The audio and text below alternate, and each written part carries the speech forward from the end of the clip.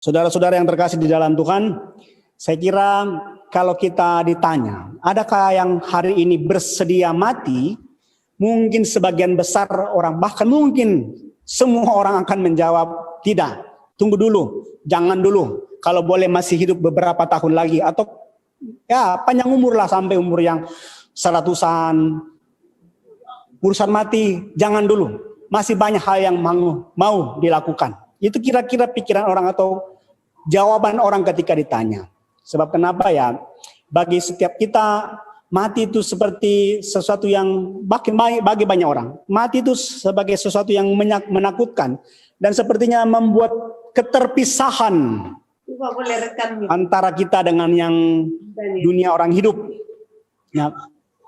Kalau kita mau katakan, misalnya orang Toraja berpikir bahwa induk dari semua kesedihan atau kepedihan adalah kematian.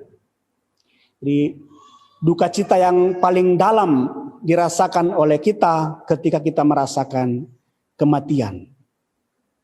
Mengapa kita begitu sakit ketika menghadapi duka cita karena kematian? Karena sepertinya ada bagian tubuh kita yang dicabut dari kita, sehingga begitu sakitnya kita rasa. Pengetahuan manusia boleh bertambah, tapi tidak akan pernah manusia dapat mengelabui kematian. Pengetahuan manusia boleh bertambah, teknologi boleh bertambah, tapi manusia tidak ada yang lolos dari yang namanya kematian. Dan itu menimbulkan kesedihan yang tidak bisa kita tahan. Nah, itu juga yang dirasakan oleh jemaat-jemaat di Tesalonika. Mereka bersedih dalam keadaan tertekan, dalam keadaan dianiaya. Saudara jemaat yang bersama-sama dengan mereka mengalami kematian.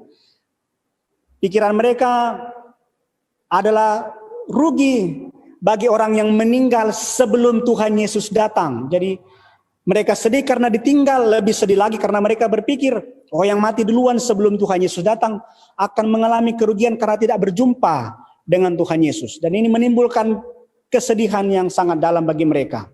Dan saya pikir yang namanya kesedihan itu tidak hanya dirasakan ketika kita menghadapi yang namanya kematian atau duka cita, tapi juga ketika kita kehilangan pekerjaan, sakit begitu lama, kehilangan mungkin pasangan hidup dalam penganiayaan, perang dan sebagainya, dan juga mungkin dalam penghinaan, itu menimbulkan duka cita. Nah, Paulus mengingatkan kepada segenap jemaat sebagai orang yang hidup dalam Injil, jemaat yang hidup dalam pemberitaan firman Tuhan selama ini yang diwartakan oleh Paulus, bahwa mereka boleh bersedih, mereka boleh berduka cita, mereka boleh menangis, tapi janganlah sampai mereka kehilangan pengharapan. Janganlah duka cita itu menghilangkan pengharapan mereka kepada Kristus. Dan oleh karena itu, harusnya sebagai orang yang telah hidup dalam pemberitaan Injil, maka sebagai jemaat, sebagai orang percaya, mereka harusnya bisa menyatakan, memberikan kata-kata yang menghiburkan kepada mereka yang berduka cita. Dan itu Paulus sampaikan dalam bacaan kita dalam ayat yang ke-18. Sampaikanlah berita-berita yang menghiburkan kepada segenap jemaat yang berduka cita. Nah, bagi kita hari ini apa maknanya? Ketika kita sebagai orang percaya hidup di tengah-tengah masyarakat, di tengah-tengah persekutuan, perkataan kita juga seharusnya bisa memberikan penghiburan, kata-kata yang memberikan penghiburan. Nah, kata-kata yang memberikan penghiburan itu seperti apa? Ada 3 hal. Pertama, kata-kata penghiburan yang menumbuhkan kepastian dalam Kristus. Bapak, Ibu, Saudara-saudara bersukacita sekalipun dalam keadaan yang menderita, keadaan yang tertekan, keadaan ditinggalkan oleh orang-orang terkasih mungkin adalah pola yang berbeda, cara beriman yang berbeda yang dinyatakan oleh iman Kristen dengan keyakinan yang lain. Sebab dalam pikiran orang, bagaimana saya bisa bersukacita ketika saat saya menangis dalam pergumulan seperti ini? Ya, Kita mungkin harus bisa membedakan bersyukur dengan bersukacita. Bersyukur, ya kita mensyukuri orang yang meninggal, saya kira memang itu hal yang gila dan hal yang bodoh. Tetapi bersukacita dalam penderitaan artinya kita tetap orang yang memiliki pengharapan bahwa di balik duka cita yang saya hadapi, saya masih punya pengharapan. Orang yang berpikir bersyukur karena kehilangan itu, saya kira orang yang tidak waras. Tetapi orang yang bersukacita dalam pengharapan, itu adalah orang yang dikehendaki oleh Allah. Itu adalah hal yang dikehendaki oleh Allah bagi kita semua. Karena itu Paulus berkata, janganlah kamu kehilangan pengharapan. Kalau kita baca pasal yang kelima, Paulus berkata, tetaplah kamu bersukacita. Kita perhatikan bacaan kita, Paulus berkata begini kepada jemaat. Kalau kita percaya bahwa Yesus telah mati dan juga telah dibangkitkan, maka kita juga percaya bahwa mereka yang telah meninggal dalam Yesus, saya ulangi, mereka yang telah meninggal dalam Tuhan Yesus, nantinya akan dikumpulkan juga bersama-sama dengan Dia. Jadi kebenarannya ialah orang yang mati dalam Kristus akan dibangkitkan seperti Kristus, dan orang yang mati dalam Kristus juga akan dibangkitkan bersama-sama dengan Dia. Jadi ada kepastian masa depan, kepastian kekekalan, dan kepastian kebangkitan bagi orang yang meninggal dalam Kristus. Ini berbeda dengan keyakinan orang lain. Ketika mereka menghadapi maut, mereka tidak memiliki kepastian. Kita orang-orang yang diberikan kepastian. Ini menjadi kepastian sebab Tuhan sendiri tidak akan berbohong. Dalam Amsal yang kita baca tadi, dalam Amsal pasal 6 ayat yang ke-16 dan seterusnya, Tuhan membenci kebohongan. Dan Rasul Paulus juga memberitakan, kalau Kristus tidak bangkit, maka sia-sialah kepercayaan kamu, dan sia-sialah juga pemberitaan kami. Sia-sialah juga kamu beriman. Dan karena itu, sungguh kita menyadari dan meyakini, Kristus bangkit dan kita juga akan memiliki kepastian yang sama. Dan tentu pengharapan kebangkitan ini, pengharapan kekekalan ini, pengharapan hidup bersama-sama dengan Kristus nantinya hanya berlaku bagi mereka yang taat percaya sungguh kepadanya.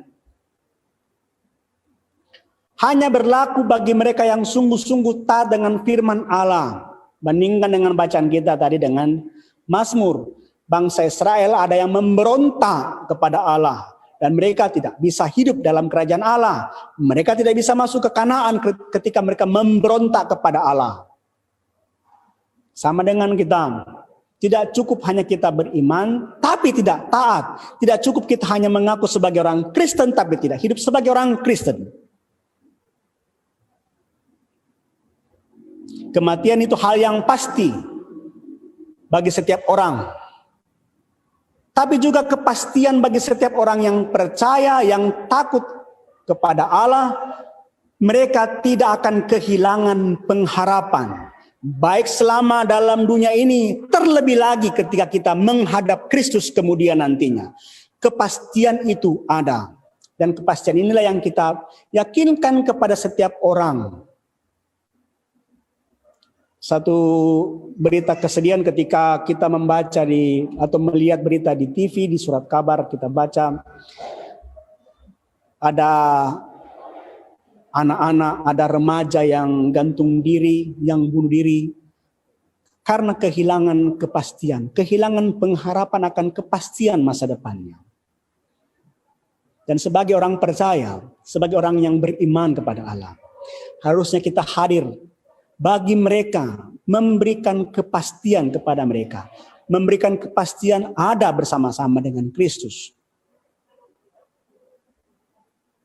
Orang percaya tidak hanya akan bersama-sama dengan Tuhan saat kedatangannya, tapi juga bersama-sama dengan Tuhan selama ia ada dalam dunia ini. Dan itu sudah kita renungkan pada minggu yang lalu.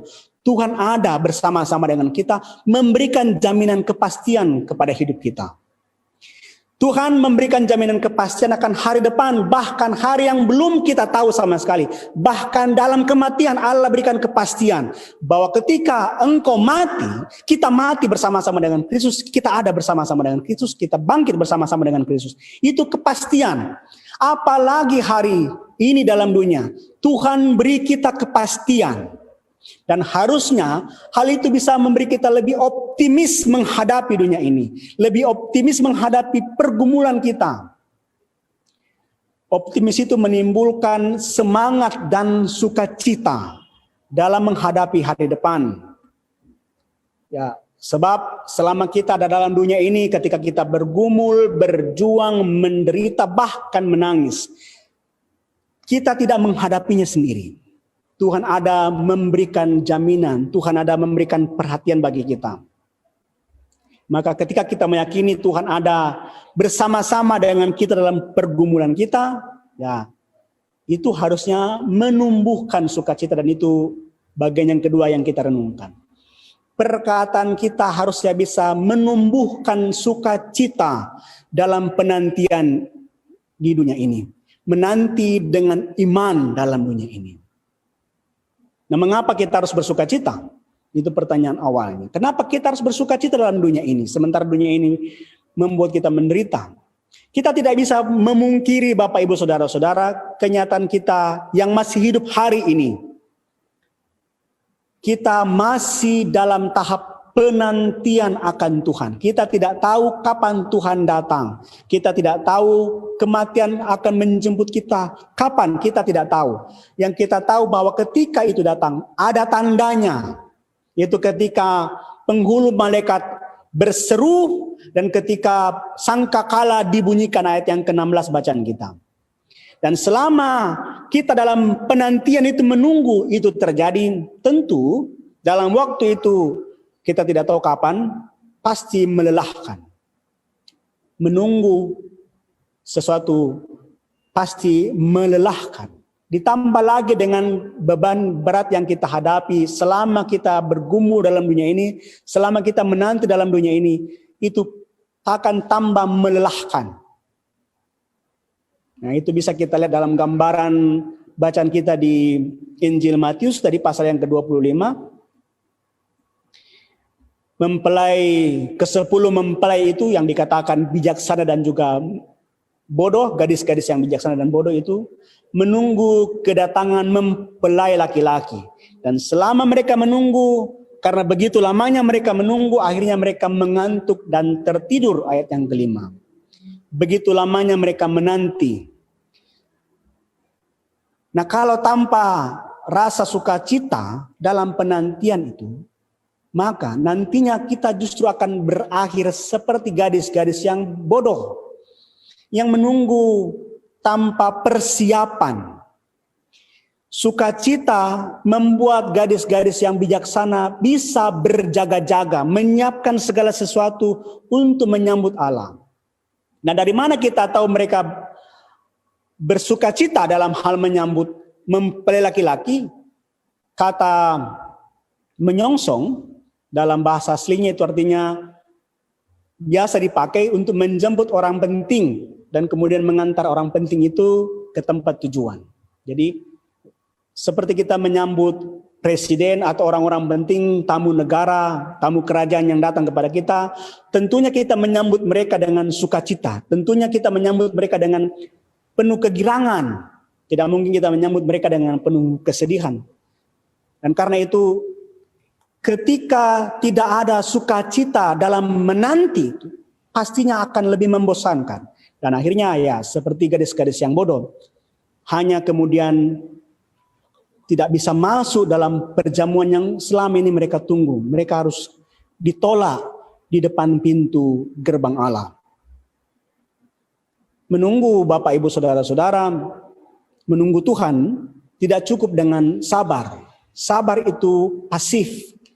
Hanya diam, tidak bertanya, tidak melakukan apa-apa, tenang, hanya bertahan dalam segala situasi, dipukul atau di bagaimanapun, hanya diam saja. Itu pasif sekali.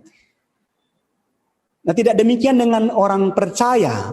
Harusnya kita bisa menunggu di dalam pengharapan yang mensukacitakan.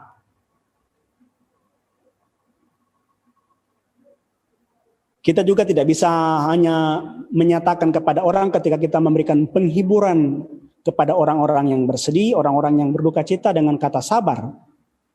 Satu kata yang tidak pernah saya katakan ketika kami menjadi relawan di daerah-daerah bencana seperti di Palu beberapa waktu yang lalu adalah kata sabar. Itu tidak pernah kami ucapkan karena ya ada orang, ada keluarga, ada ibu yang kehilangan sampai 6 anggota keluarganya, tetapi dia dengan tetap tenang, sekalipun mungkin berkecamuk dalam hatinya, menghadapi pergumulannya. Dan kata sabar tidak cukup untuk membuat mereka menerima kenyataan itu. Dan karena itu sebagai orang yang percaya, kita harusnya memberi penghiburan yang memberikan pengharapan kepada mereka yang kehilangan, yang berduka cita dalam dunia ini, yang tertimpa dengan beban kemalangan yang berat dalam dunia ini. Paulus menyatakan kepada jemaat bahwa tidak rugi jemaat yang meninggal, mereka yang meninggal sebelum Kristus datang. Sebab mereka meninggal dalam kepercayaan pengharapan mereka kepada Allah. Mereka meninggal sesuai dengan iman pengharapan mereka kepada Allah. Mereka yang setia, yang akan nantinya memperoleh bagian bersama-sama dengan Tuhan, ayat yang ke-17. Dalam bahasa Paulus, mereka yang setia, yang nantinya akan diangkat bersama-sama dengan Tuhan. Dan dalam proses pengangkatan itu, membawa setiap orang, baik yang hidup maupun yang mati, kepada perubahan. Dan ini yang bagian ketiga yang kita renungkan. Perkataan kita harusnya perkataan yang membawa kepada perubahan bersama-sama dengan Tuhan. Baik yang hidup maupun yang mati akan diubahkan di dalam Kristus, memperoleh bagian yang tidak binasa. Sebagaimana Kristus dipermuliakan, demikian juga dengan orang yang percaya kepadanya akan dipermuliakan bersama-sama dengan Kristus. Dan itu adalah kebahagiaan yang sejati yang selama ini kita cari, yang dicari oleh semua orang di dunia ini. Menemukan kebahagiaan di akhirat nantinya, pada masa Kristus datang yang kedua kalinya. Sukacita kita menjadi penghiburan di kala kita berduka dalam dunia ini. Bahwa tidak ada yang dapat memisahkan kita dengan kasih Kristus, bahkan kematian sekalipun. Kita memang terpisah dengan waktu, terpisah jarak yang kita tidak tahu berapa jauh, tetapi kita nantinya akan diperjumpakan bersama-sama dengan semua orang percaya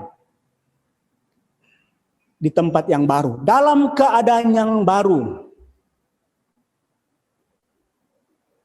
Dan itu membuat kita semua bersyukur kepada Allah. Dan dalam keadaan yang baru itu kita diubahkan. Persoalannya memang kapan itu datang, kita tidak tahu.